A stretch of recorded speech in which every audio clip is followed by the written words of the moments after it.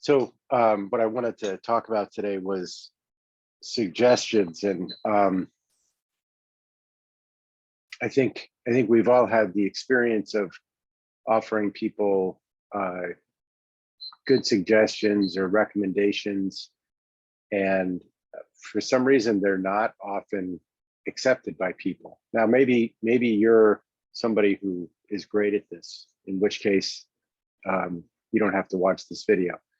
But for many of us, we can offer really good suggestions, and people don't take them in. So I thought I would look at some of the kind of structural dynamics that make this happen.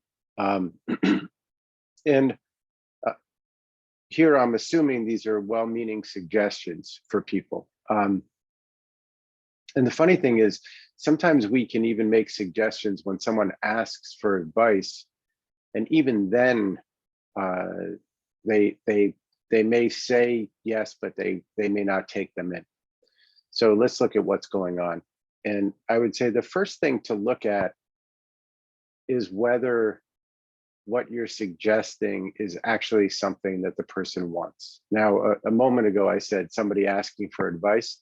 So that presupposes a degree of openness. But very often, we might make recommendations or offer suggestions to people that we feel would really, really benefit them. But if they haven't asked for advice or haven't asked for help, it's very unlikely that a person will take those in.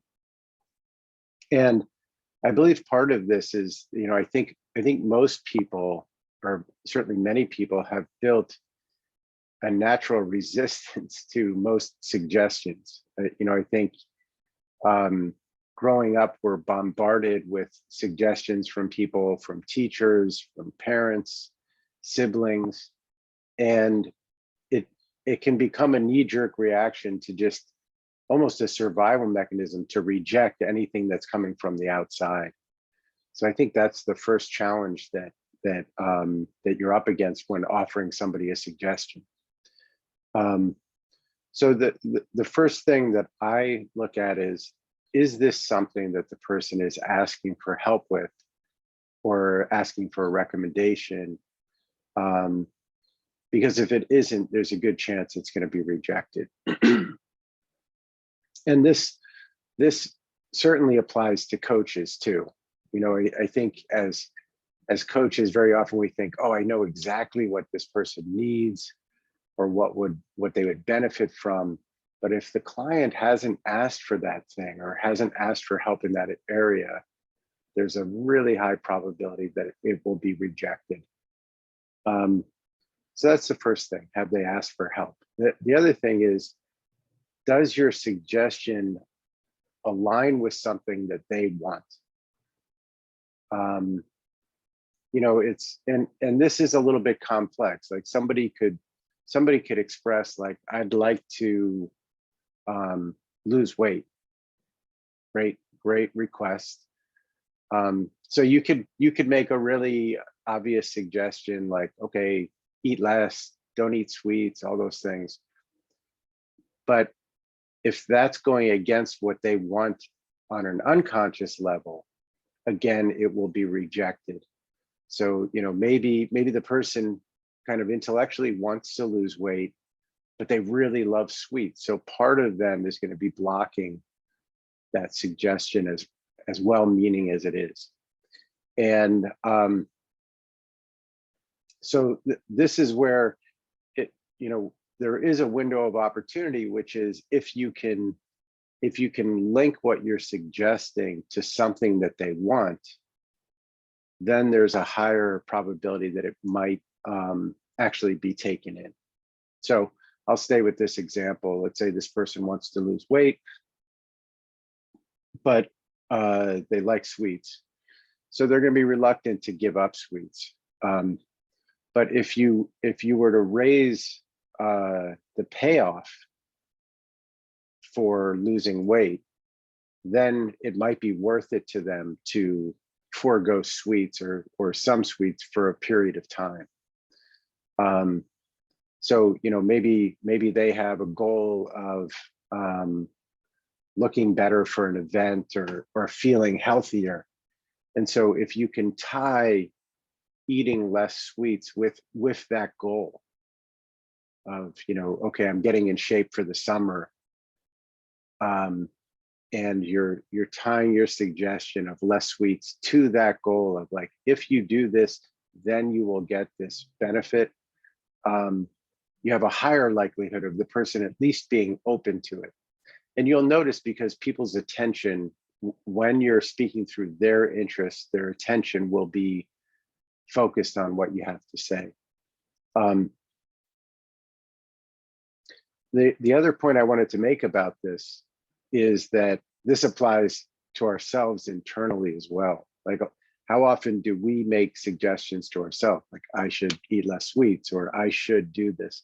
Good indication that you're giving yourself a suggestion is you might be saying should in your internal dialogue. Now, again, if I might know intellectually that I should eat a different way, but if it's not really tied to something that I want, it's pretty unlikely that I'm going to do it.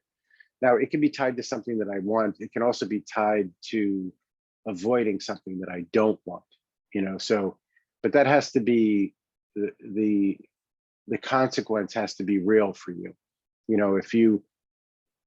If you told somebody, if you don't change your work habits, you're going to miss this opportunity. If that's a real experience for them, that might actually engage them to work in that way. So, those are two things that are really powerful when it comes to offering suggestions.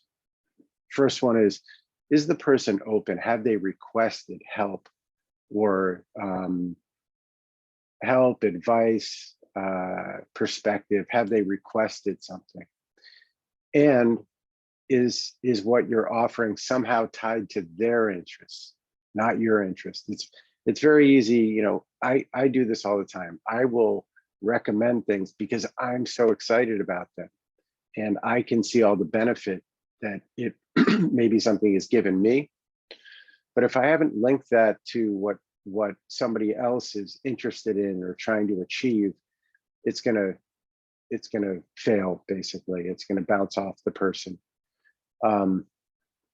So now the tricky thing can be to link it. Like, how do you link a particular suggestion to that person's interests? I think the first thing is first of all, to be really aware of what they're interested in. What are they trying to achieve? What are they trying to fix or solve in their life? And then beginning to imagine, okay, what can be the linkage between this thing and what the person is trying to achieve?